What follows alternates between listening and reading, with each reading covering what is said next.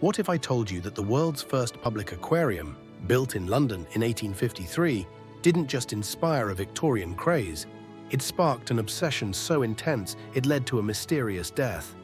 And what began as a glittering symbol of wealth and science soon birthed a dark, unexpected industry. One built not on life, but on death. Stay with me until the end, because this isn't just the story of the first fish in a tank. It's a tale of obsession, tragedy, and the bizarre legacy we're still unraveling today. I'm going to take you back to the year 1853. The London Zoo is just about to open the new fish house. A man by the name of Philip Henry Gosse, a naturalist and illustrator, who coined the term aquarium, from the Latin aqua plus, arium, meaning a place for relating to water, has just finished setting up his collection of 53 fish and over 200 invertebrates. No expense has been spared, and people flock in droves to try and be part of this historical occasion. Welcome distinguished guests and visitors, Gosse says from out front of the aquarium. It's with great pride we welcome you all here today for this historic occasion. You are about to become the very first people in the entire world to witness the secrets of what lies beyond the waves, what lives far beyond the seashores, and deep down to the very bottom of the ocean. With your own eyes, get ready to behold the great creatures of God's planet, none of which have been observed by human eyes before this day. These marvelous sea creatures living as close to their natural environment as we have been able to provide for them, and for your pleasure. Now you have to remember that this was quite a feat. At this time, there were none of the aquarium equipment that we use today. A man by the name of Robert Warrington had only just discovered the balanced aquatic ecosystem, meaning with careful selection of plants, substrate, fish, and invertebrate, he'd been able to keep the system alive by using the nitrogen cycle. Gosse was quick to try the new balanced aquatic ecosystem himself, and after seeing success, went on to work with the London Zoo by opening the fish house. Once his work at the fish house was complete, he went on to publish the first popular guidebook named The Aquarium, an unveiling of the wonders of the deep sea. 1854. The result of all this, a race to be the first stately home on the block to have its own aquarium. The success of the fish house popularized the concept, and public aquariums soon appeared in other major cities globally. Gosse's innovative use of glass tanks and careful aquatic plant arrangements set new standards for both public displays and private fish keeping. In the 1855 version of the aquarium, the aesthetic was everything.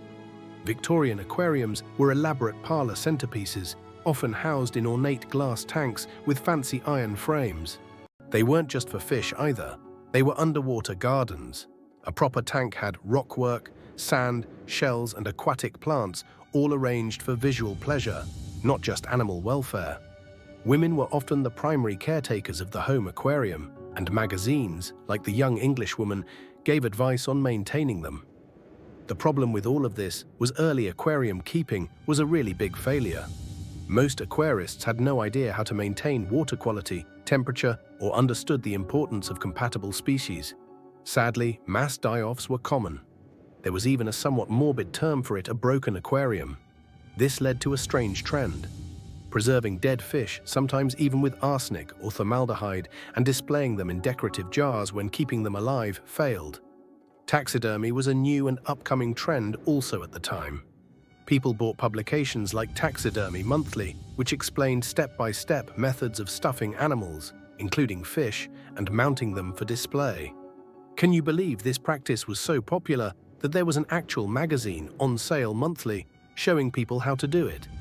Taxidermy and specimen collecting were seen as ways to bring nature into the domestic home and sometimes workplace, promoted as a way to contain chaos and make the natural world available for contemplation in a civilized setting. These displays symbolized both scientific progress and the Victorian fascination with death, memory, and curiosity, appearing in cabinets, glass jars, and household decor. Owning a curiosity cabinet and filling it with strange, morbid, and odd collections of things was a common occurrence during this time, even with the middle class. Now one poor soul, captain and amateur naturalist Robert Gale, who, caught up in the craze, collected a new type of jellyfish off the coast of Devon.